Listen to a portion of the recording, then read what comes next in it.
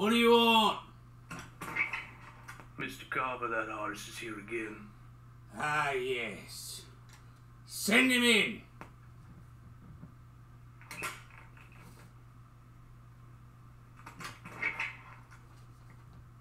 You wanted to see me again, Mr. Carver?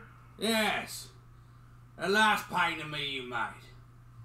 It's hideous. Your portrait? Am I not making that obvious? It's just Oh, come on, lad. I pay you for a new portrait. It's not like I'm a monster or anything. You got all your things? Yeah, right here. And start setting up. I'll get in a position shortly.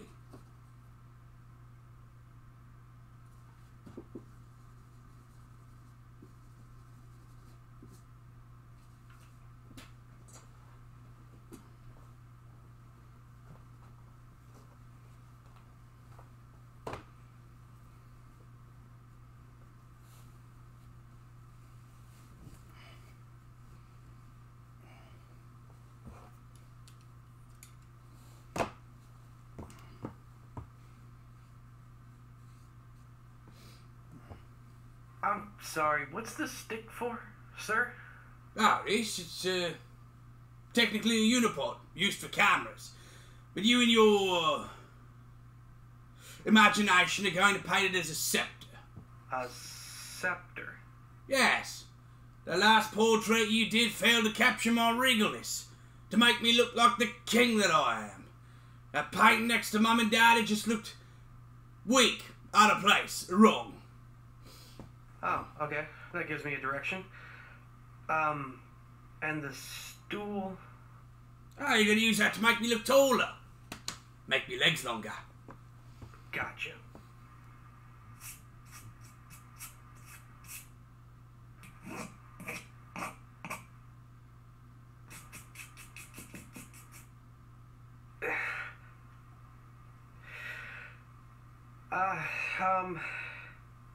So I'm not really feeling the regalness you want.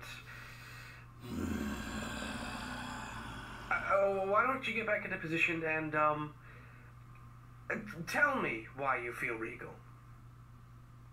Why I feel regal? Because I run this city! There is little to nothing that happens on these streets that I don't know about, that I don't have some kind of hand in. That's the way of the Partridge name, and I worked very hard to make that happen. Sir? Ah, right. The Partridge family, my family, has had a stake in this city for generations. We've made our fortunes here. Though I suppose it's not what you need. You want me to show my regalness? Well, fine. When I was a kid, the Partridges were one of the top dogs in the city of Tahl-thehn. Alongside us were 7 other families. One of them was called the Knights. The Knights? Can't say that I've ever heard of them. You damn rocks, I buried them! Crushed their name in the dust, and no one in Tahl-thehn would ever remember their trash name!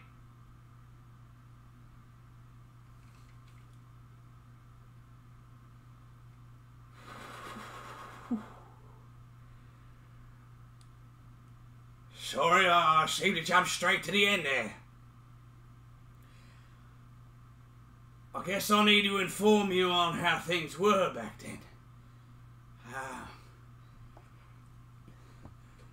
The Knight and Partridge families were thick as thieves, wrapped tightly around each other in mutual respect. The families would spend time together, help each other, have fancy parties with each other. I used to play with the Knight's son, same age as me, Brandon Knight. This city, hell, this country, doesn't recognise any bit of royalty.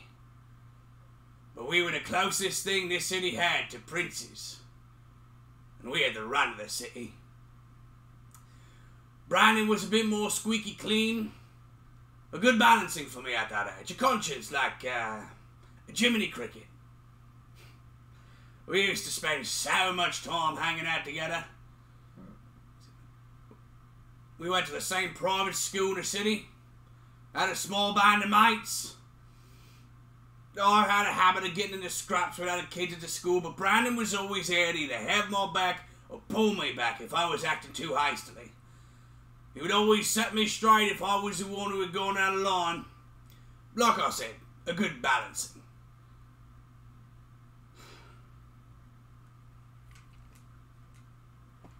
But it wasn't meant to last. When I turned 8, my father in his infinite wisdom forced me to go to our home country, England, to study at a boarding school all our family members had been taught by, Brigsby's. I did not want to go. I turned to my mum to try to change his mind. My father was always a violent and distant man. We never really saw eye to eye. But my mother, she was an angel and was far more understanding. But it didn't matter. My father's mind was set. Nothing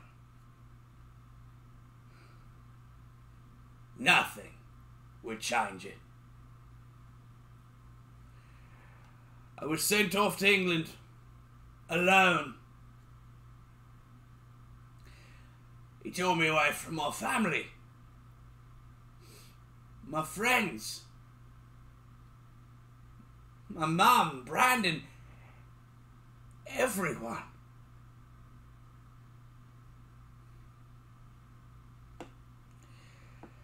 Unfortunately, my time in England isn't something I can really share with. I didn't do nothing while I was out there. I raised some hell at school, even more outside of it. Found a new band of mates.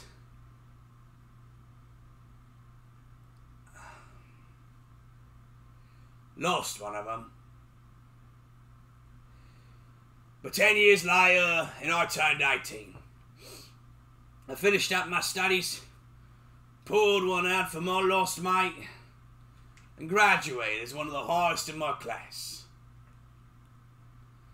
Boring, I know, but I had plans to take over family businesses, run my father out of them. You need to be smart to do that. I figured after what he had done to me, he didn't deserve another penny. I returned home to an empty manor and only my father. He told me during my time away, a behind the scenes war had come to a head between my family and the Knights. Apparently Mum and Dad saw this war coming, but I don't remember noticing any of the tension he was now describing.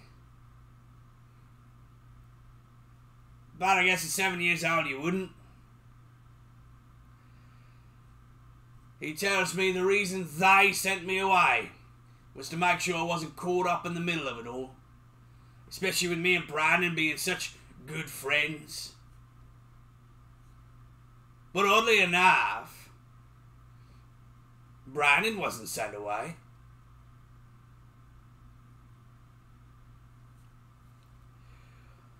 My folks lost that war, and it left the Partridge name and empire in shambles.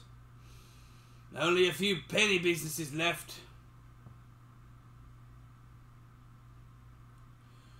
Somewhere during my time away, my mum was forcefully committed to the insane asylum. One that Melissa Knight, Brandon's mother, was on the doctor's board for. They kept her locked up there for years, driving her actually insane, never letting my father see her. Until Knight likely had her killed via an overdose of drugs. My father did not feel the need to tell me of these events happening until I had come home. Years after they had happened, years after she was buried. I never got a chance to say goodbye, even at her funeral. This is what I return to? Ruins? I went ballistic on my father, shouted at him how weak he was for letting the enemy kill Mum. To fail us, to fail me! He let our fortune fall!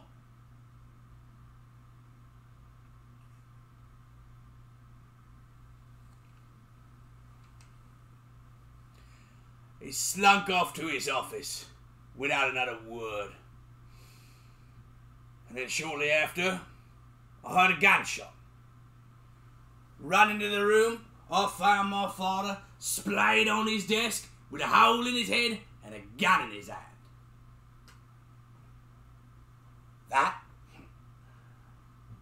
That's when my life really began.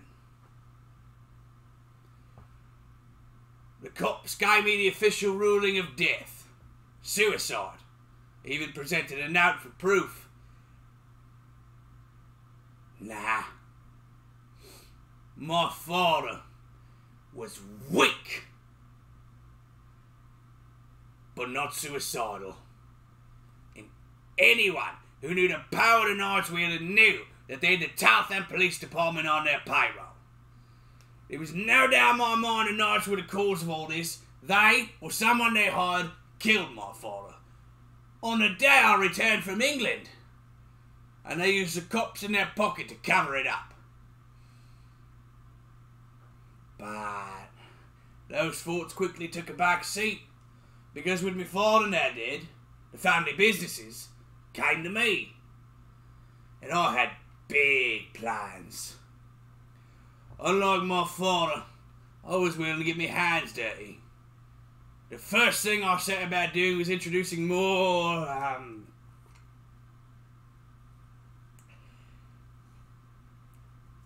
interesting business endeavours into the fold. Bringing in goods from England to the city through the docks at night.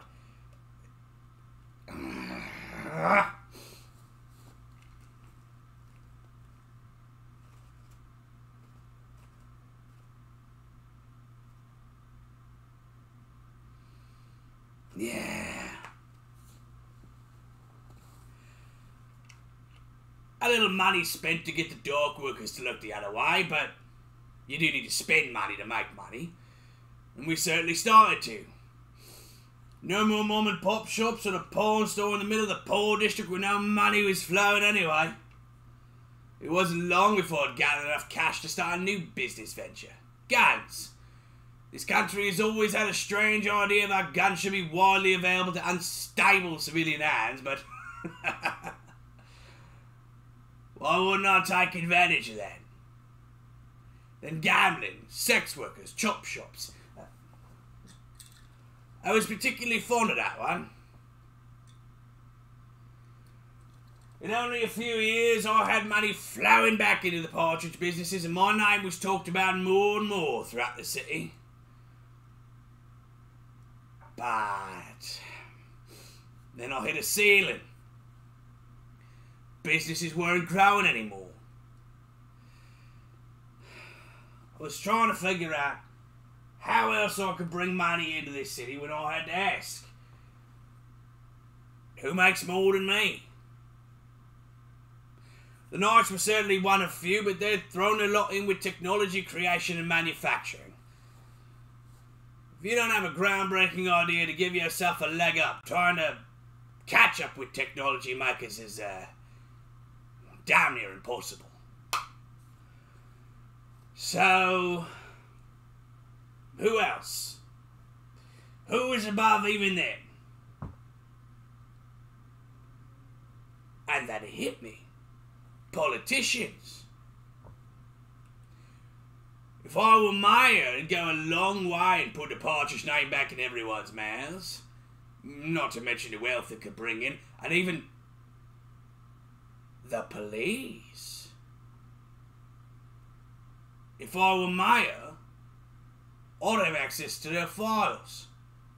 Any piece of evidence as to how they covered up my father's killing would be available to me, and I could use that to get them out of the Knights' pockets and in the mine. So, early next year, I launched a campaign to become the next mayor of Tahl-thehn, running against the long-standing mayor Jacob Hirsch, a family man, straight-laced, still married to his first and only wife. He was well liked on the surface, a natural politician, shaking hands, kissing babies, the usual shit. Couldn't beat him on that front. But he'd been running the show a long time. The people wanted new blood, someone fresh. So, all I needed was dirt. Any scrap of information that would put him in a bad light. It took some money, a lot of digging, and keeping my ear to the ground to find anything I could on Hirsch.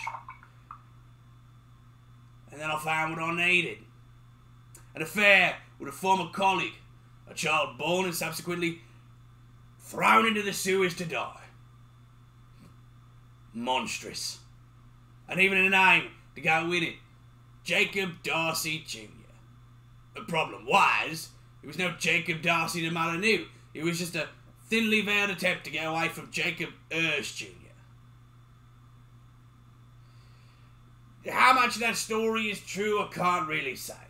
But the documents on the child, the mother being a former colleague, leaving his organisation not long after she became pregnant, it all wrapped itself up with a nice bow.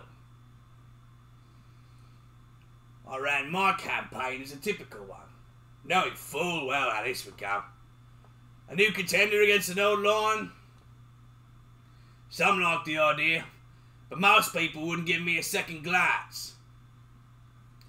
Then, when my polling numbers were at the lowest point, we released the information on Jacob's illegitimate son, anonymously. And suddenly, I was looking like a great alternative to the people of this city. It was too late for another contender to come into the fold, and I was looking good. Then the Knights had to go and open their ruddy mouths. The Knight family and their businesses were seen as shining examples to the people of this city. Folks who had worked their way from the bottom to the top with a dash of smarts to help them along the way.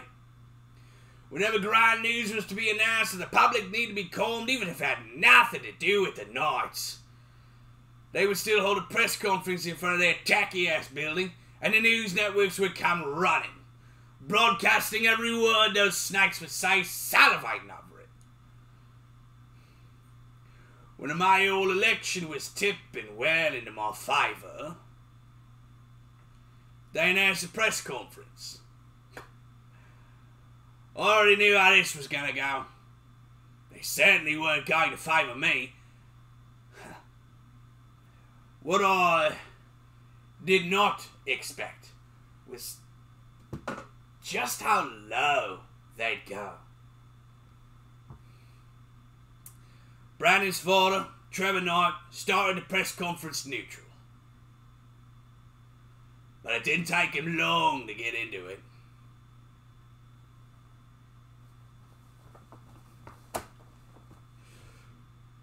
We understand you have concerns over the supposed past actions of our current mayor, Jacob Hirsch. Those criticisms would be valid if they had any evidence to back them up, but the fact of the matter is, this was an accusation with no source. Nothing to indicate there's any fact behind it, just a political play by a supporter of Carver Partridge or Mr. Partridge himself. Mr. At least there was some level of begrudging respect there. Let us be clear. We do not believe these wild accusations, and we stand by our current mayor, Jacob Hirsch, and have faith that he is the best candidate in the race by a wide margin. He will have our vote in good conscience, and we hope that the people of Tahl-thehn will follow our lead and see reason in voting for Jacob Hirsch once more. That seemed like the perfect winding down place, but something crossed my mind. Calling me out by name, clearly the Knight family knew I had returned and was active in the city and businesses again. But during all that time, Brandon had never made an attempt to contact me. Why?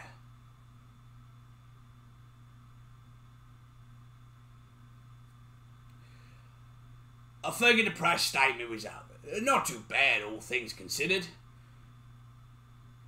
Then he continued.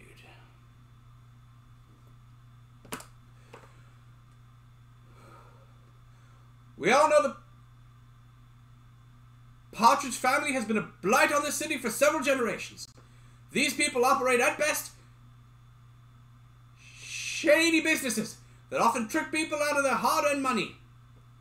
And with Carver Partridge taking over the family business in recent years, we have seen the uptick in crime on our streets. Carver has drawn these people in and made our city worse for wear. We see no viable reason anyone should be voting for this clearly unethical man in a mayoral election.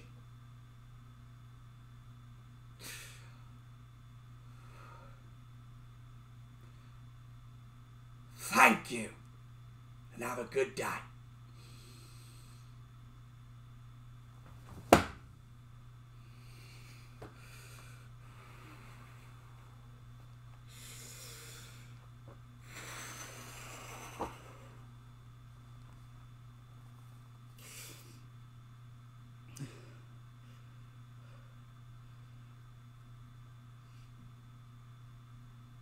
My mother was not insane, but the Knights said she was.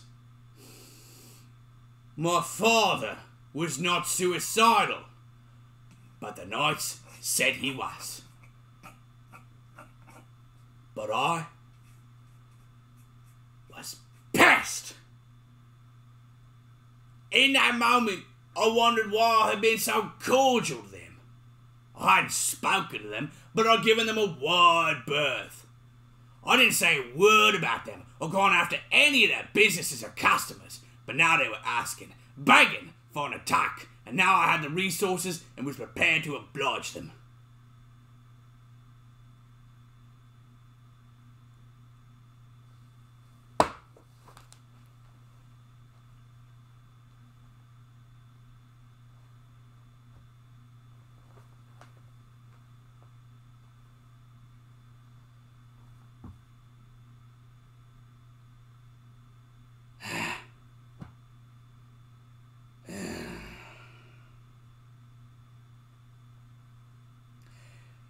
You know, it was much more simple than I thought it would be. Probably the easiest thing I had to do since I had gotten back to the States, to home. The mother and father and I were getting older, becoming creatures of habit. Every Thursday night they go to the movies, getting out between 7 and 8, and then walking the streets of Tahl-thehn back to their penthouse apartment. A little simulated sidewalk construction and my boys were able to shepherd them down an alley to get around it. There, all that was needed was one man with a revolver. Looking back, this plan seems so simple, uncomplicated, with no backups in the event it failed. If I were to do it all again, I would certainly be doing it better. But nonetheless, all it took was 2 shots each, and they were dead and gone. They wouldn't be saying anything bad about my family again.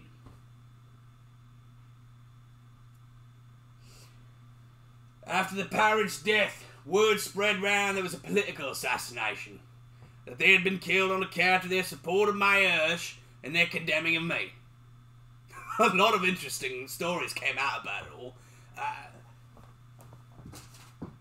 How I had done the deed myself, that I had enlisted the help of zoo animals to finish the job. Funny stuff.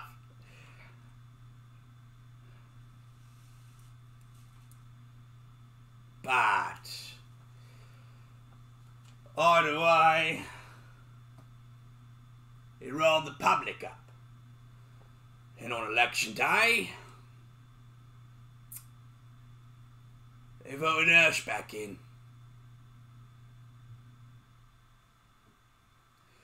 My election team pushed me to start immediately preparing for running again at the next term, but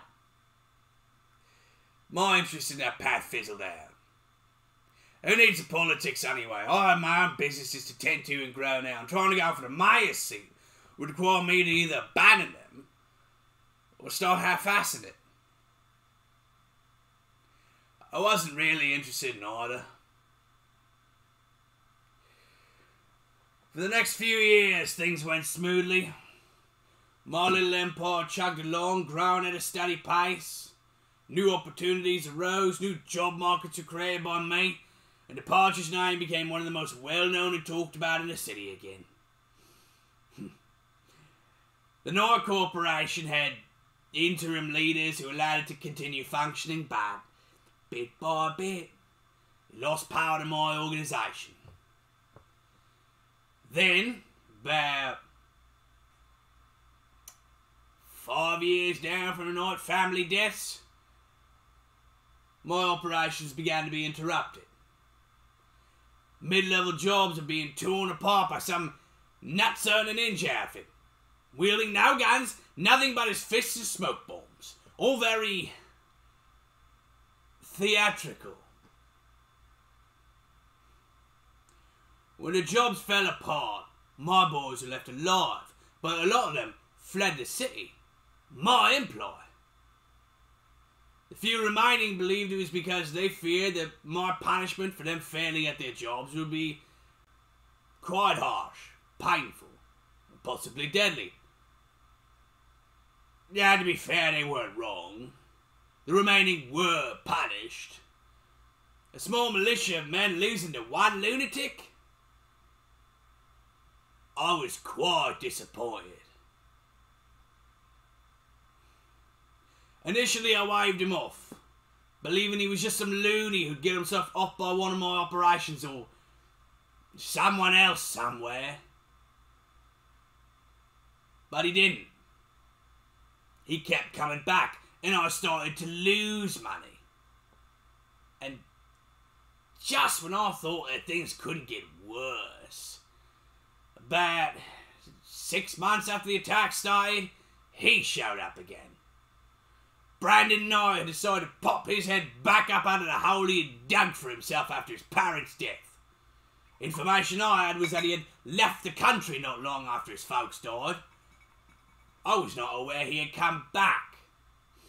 In fact, with him not taking over his family's company straight after his parents' death, I figured he wanted nothing more to do with it and would not be returning. Colour me surprised, and not only did he return, he immediately started up his parents' own press conferences again to announce that he'd be taking over the company. He cited his time out of the country as a way to heal and to learn the necessary lessons of running a world-spanning company like his. I felt like that last part was a dig at me. For as big as my empire had become in the city, it had not stretched beyond the city. To be honest, it hadn't really crossed my mind, but now I was thinking about it. But those thoughts wouldn't matter. With the masked man continuing his assault on my jobs, the Knight Corporation quickly regained a lot of ground in the loss to my organisation. It seemed the people at Tahl-thehn really wanted their golden boy back and switched to his business dealings the moment he was available. I couldn't believe what I was saying. My money was disappearing again. I had to seriously start considering selling off valuable collections. Things that I had gathered in the manor, the family's manor. Things that would empty it again. That's when I knew I had to put a stop to this myself. But I couldn't go after Knight directly. He clearly had the upper hand on the business side of things, but the one thing I would be able to affect was this masked man attacking my jobs. If I could off that bastard, it would free up one side of this war. My boys had clearly failed me for months on that front. Now, I had to get involved myself. You know the whole thing. You want something done right, you got to do it yourself. I started handling jobs personally again. It made me long for my teenage years back in London, when I was getting into the thick of it with my mates. Being exhilarated by what might happen, dodging cops when something went south, and if this masked man wanted to be all theatrical. And so would I. I left a dead partridge at the side of every one of my jobs. It earned the perpetrator of those jobs the nickname of the Partridge. I liked it, though it may have been a bit too on the nose. We got the police sniffing round. It was the first time they were in my family's manor since my father's death. They were not welcome. But with no actual evidence left behind, all the police could do was theorise, not arrest. Weird how they acted on that theory, but did nothing when it came to this vigilante. Unfortunately, the masked man didn't attack my jobs for a bit. I checked with other organisations and they were all hit on nights I was left alone, so I guess he was just busy. I need to keep this up a while longer before I finally got a chance to see him myself. 2 months in, no major obstacles and definitely no masked man. He finally showed up. Killed the lights in the warehouse we were in. Pitch black. The sounds of something rustling on one side, then the other. A whooshing sound overhead. I could certainly see what many of my men were scared of. It wasn't easy to keep my head straight. We turned on flashlights, but that didn't give us much in the way of visibility, and only gave him a shining beacon as to where each of us were. A shout of one man, there was silence quickly. Muffled scream of another. Then a metal crash, skid into my feet. One of the cameras I'd set up was destroyed and thrown in front of me. I knew it was a scare tactic. If he had wanted, he could have thrown it at me, not my feet. He wanted me to see it, to see how little control I had over the situation. I raised my gun and flashlight to where the camera had been thrown from. And then my instincts kicked in. I spun round, fired. I hit him. I was so surprised it worked, I didn't fire again. I should have emptied my clip into him. In the light, I saw him stumble, heard him grunt. And then he pulled out a gun of his own. I thought he didn't use them. He pointed up, shot a grapple shell, and zipped away, out of sight from my flashlight. One of the other boys was able to get the lights back on. We got ours back up, and we searched the whole warehouse. No sign of him. He fled. Card! I returned to the spot where I shot him. There was no blood, but I must have hit him. The shot didn't make the pinging sound it would have made if it had been deflected by the metal surroundings. There was a chip or something with a piece of a round hole in it.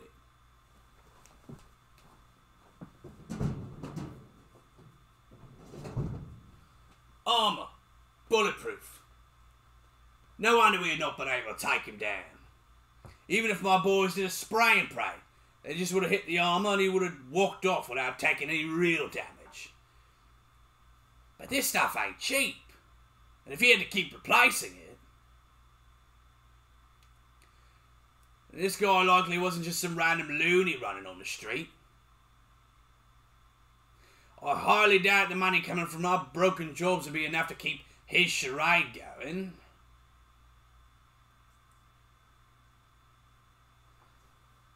A bit away from the armour, I saw an electronic. Another piece of something likely broken off by my bullet. It was a digital screen of some form. Couldn't tell what it was used for, but on the back was some of the manufacturing print.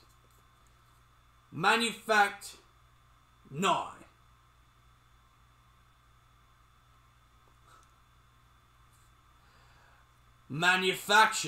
by the Knight Corporation.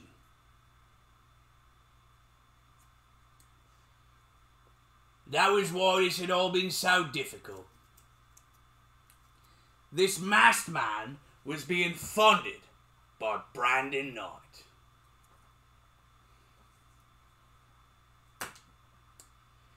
Now, I knew what I needed to do.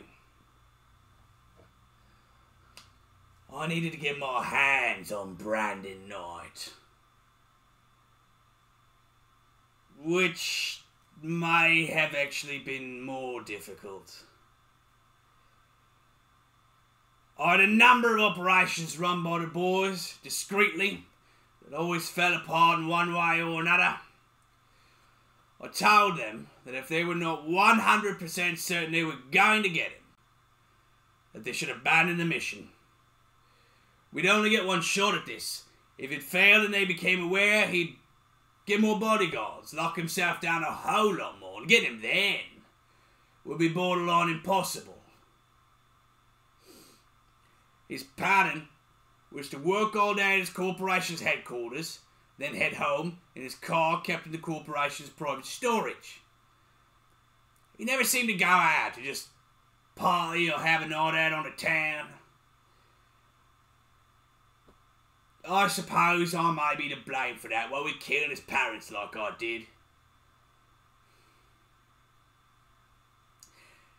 This kept going for months. The masked man kept hitting our jobs, but I wasn't as interested in stopping him anymore. I had my target. This punk was just some pawn I wanted to take down the king. Situation wasn't changing.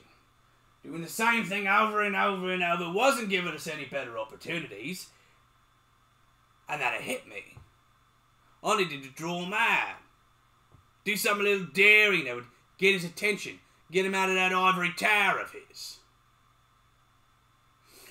I announced a new run for the mayor's office. We were nowhere near election, 2 years out in fact. But I'd bet that his family's hatred of mine would be enough to get him out of the foxhole. And sure enough, he announced a press conference, just like his parents. I had the boys kitted up, masked up, and right in the middle of his press conference, they converged. What was great was that the conference was being shown live, so I got to see in real time the boys do a spectacular job. He tried to fight back. Seemed to be doing a pretty good job of it too. But none of that mattered once one of the boys was able to pop him in the leg. He still tried to fight, but the butt of a shotgun to the back of his head put him out. They grabbed him and hauled him off. What helped was the cameraman ran at the first sign of trouble, so no one could turn the camera to see the license plate of the van they were using. But just to be sure, I had that van sent directly to the chop shop once the unconscious Knight was delivered to the closest warehouse. I didn't get this far by being sloppy. That evening, I finally got a chance to see him myself.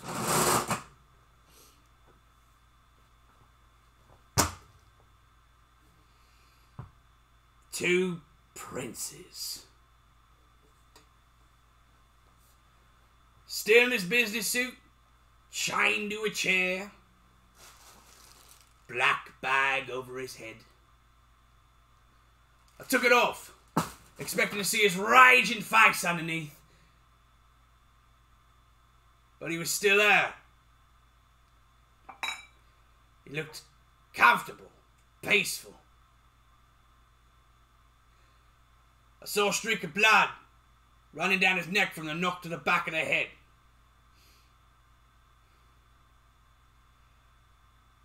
I felt sorry for him. I could hardly believe this was my old friend. My chum, my mate.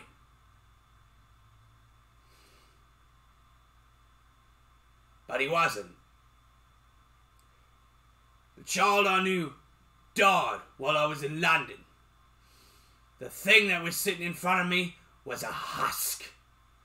Some piece of scum that had been taken over his body. Brainwashed to follow in his parents' footsteps. The squeaky clean Brandon I knew would never have done that.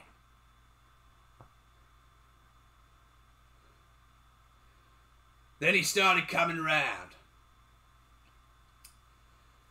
He looked around the room, tired eyes, groggy. Then he settled on me. He spat out my name, Carver Partridge. And something took over me. Logically, I knew the child I was friends with died while I was in London. But emotionally, it didn't truly hit until he started talking to me in that tone. Such malice, hatred. And for what? I spared him when I had his family killed. I didn't go after him when he fled the country. He should have been grateful.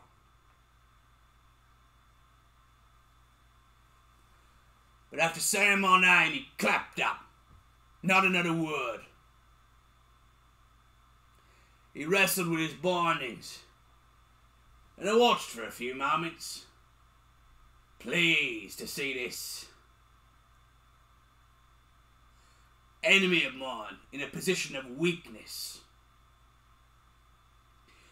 His family had trod all over mine. Now I'd done the same to them.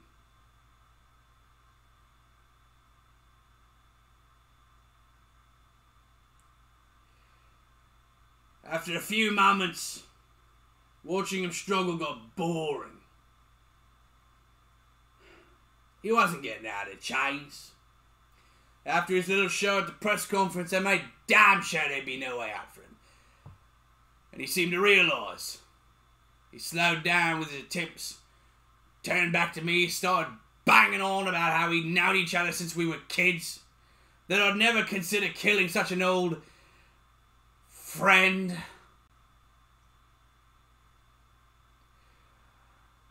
I looked down at the gun in my hand. There was some level of uncertainty there. I nodded my head to try to beat in, and I was going to do this. But I didn't move beyond that. He said, "See, Carver, you're better than this." I looked into his eyes. There was no fear. This man was begging for his life with his voice, but his facial expression was absent of anything.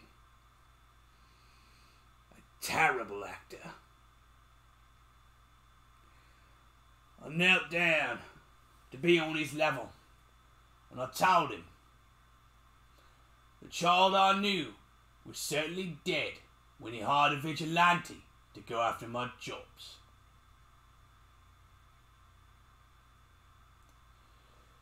Then I stood back up and raised the gun.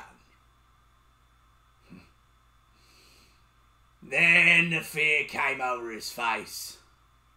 He tried to hide it, tried to keep a straight face, but the mask was cracking.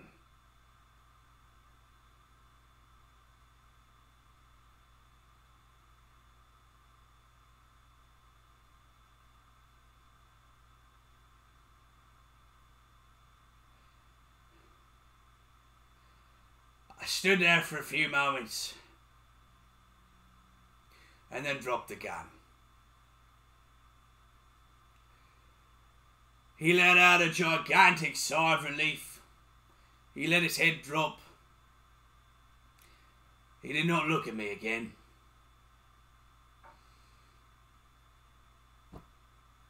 I wasn't ready. Not in that moment. I walked round to the back of his chair. Started fiddling with the chains. I could feel him tense against them. He was waiting for me to release him. Then I shot him in the back of the head. He was probably dead after the first shot. All the tension of his muscles was gone. But after a moment or two, I started firing over and over and over. When his body wrenched forward from the shot and continued firing, I unloaded my entire clip into his skull.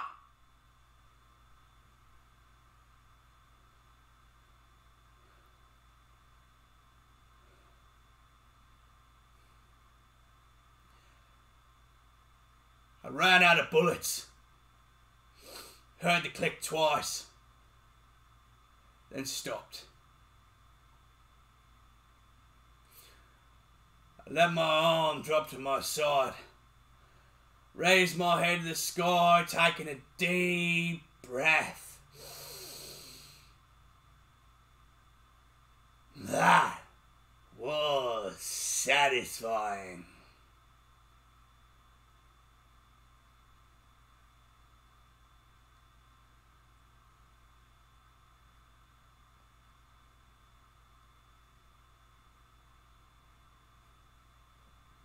But the feeling didn't last long.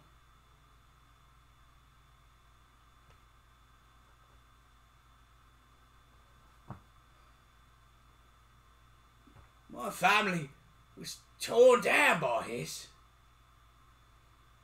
In return, I had taken away all of the members of the Knight family, and yet I didn't feel whole like I expected.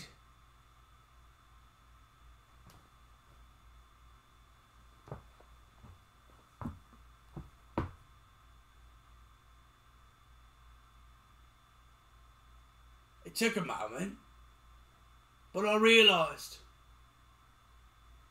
my work wasn't complete. This was just a step on the path, but killing the Knights was never the goal. I went back to work, closed up that warehouse for good, letting his body rot and the rats have it. After a few months of nobody finding him or his body, everyone expected the worst fate for Brandon Knight. Some tried to fool themselves into thinking he'd escaped, fled the country again and was still out there somewhere. Whatever helps them sleep at night, I guess. The masked man stopped hitting on jobs. I figured once he knew his meal ticket was gone, he fled.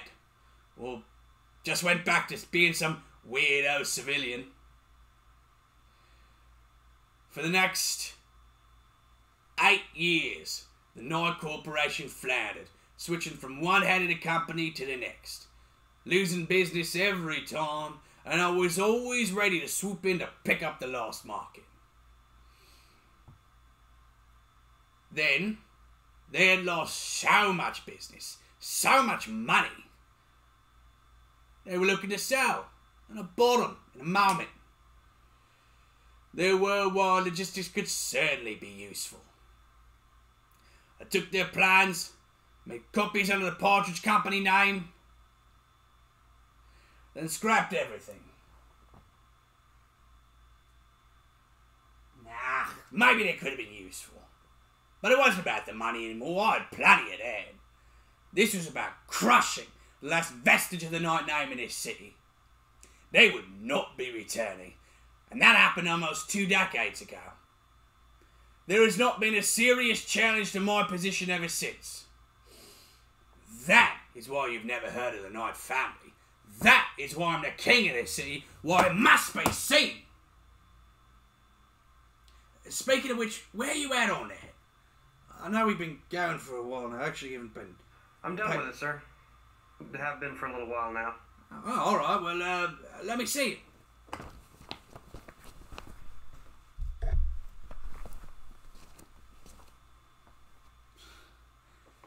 That is beautiful. That is exactly what I wanted. Well done, boy. Well, this little therapy session has been great. I may have revealed a bit too much in it. My boys are going to have to make you disappear. Wait, what? No. No. No. No. No.